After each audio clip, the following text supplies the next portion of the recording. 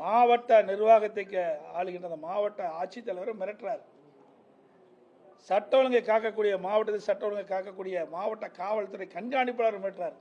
நான் சொல்வது கட்டுப்பட்டு இருந்தால் இங்கே இருக்க முடியும், இல்லாவிட்டால் இங்கே இருக்க முடியாது என்று மிரட்டுறார். ஒரு கலெக்டர் மிரட்டுறாரு, ஒரு எஸ்பி மிரட்டுறாரு. அப்படின்னா சாதாரண அலுவலர்லாம் எங்கே போய் நிற்க போகிறாங்க? இந்த ஆட்சியில் எவ்வளோ ஒரு மோசமான கொடுமையான நிகழ்வு நடந்துகிட்டு இருக்குது. அரசு எந்திரம் எப்படிலாம் தவறாக பயன்படுத்துது, இதெல்லாம் பத்திரிகையில் போடுங்க. இதுக்கெல்லாம் ஒரு விவாத மேடை வைங்க. இந்த நிகழ்ச்சி வாயிலாக கேட்டுக்கொள்கிறேன், இதுக்கெல்லாம் ஒரு விவாத மேடை வைங்க.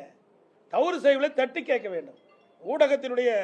ஊடகத்தினுடைய பணி நடுநிலையோடு செயல்படுங்க.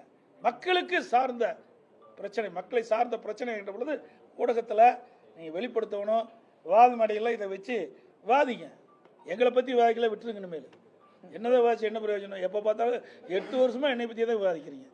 நான் எப்போ முதலமைச்சர் ஆனோம் அன்றையிலிருந்து இன்றைக்கு வரைக்கும் எடப்பாடி பழனிசாமி பற்றி தான் விமர்சனம் செஞ்சுட்டு இருக்கிறீங்க. அதிமுக கட்சி பற்றி தான் விமர்சனம் செய்கிறீங்க. திமுகவில் இவ்வளவு அக்குறு நடக்குது, எவ்வளவு அநியாயம் நடக்குது, இதையெல்லாம் ஊடகம் வெளிச்சத்துக்கு கொண்டு வர ஏன் மறுக்கிறீங்க? 2026 தேர்தலில் பாஜகவோடு கூட்டணி சேர்றதுக்கு அதிமுக பேச்சுவார்த்தையில் ஈடுபடுறதா ஒரு தகவல், ஒரு செய்தி. நான் தான் நேரத்தே சொல்லிட்டேன், அதிமுக திராவிட முன்னேற்ற கழகத்தை வீழ்த்துவதற்கு தயாராக இருக்குது. எங்களுக்கு ஒரே எதிரி திமுக தான், மற்ற எந்த கட்சி எங்களுக்கு எதிரி கிடையாது. புரியுதா? திமுக வீழ்த்த வேண்டும், அதுதான் எங்களுடைய குறிக்கோள். ஓட்டுகள் சிதறாம, அந்த சிதறுகின்ற ஓட்டுகள்லாம் ஒருங்கிணைந்து திமுக வீழ்த்துவதுதான், மக்கள் விரோத ஆட்சி வீழ்த்துவதுதான் அதிமுக தலையாய கடமை. அதுதான் நாங்கள் வருகிற 2026 நடக்கும். நாங்கள் பாஜக கீஜாக்களை 6 மாசம் கழிச்சு கேளுங்க.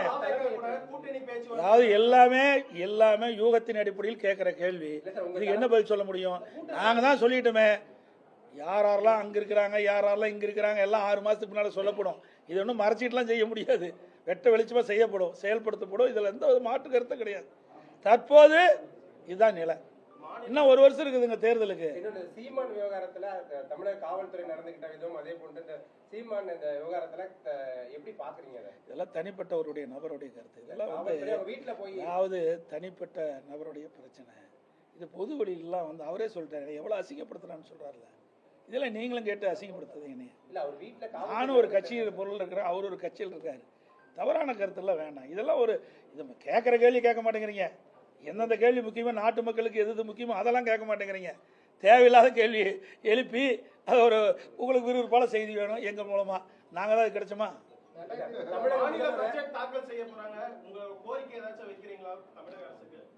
என்ன, நாங்கள் தான் நிறைய கோரிக்கை வச்சுட்டு தான் இருக்கிறோம். என்ன செய்கிறாங்க இந்த ஆட்சியில்? என்ன செஞ்சுருக்கிறாங்க? இங்கே இருக்கிற ஊடக நண்பர்கள், பத்திரிகை நண்பர்கள் அனைவருக்கும் தெரியும். சேலம் மாவட்டம் அதிமுக ஆட்சியில் எத்தனை திட்டத்தை கொண்டாங்க சொல்லுங்க பார்க்கலாம். கொண்டு வந்த திட்டத்தை கூட மூலியமா நிறைவேற்றலையே. இங்கே புறவழிச்சாலை அமைக்கிறதுக்காக நாங்கள் நடவடிக்கை எடுத்தேன்.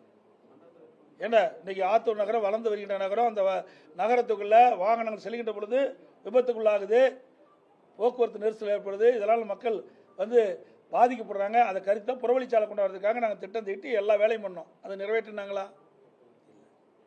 எவ்வளோ திட்டம்.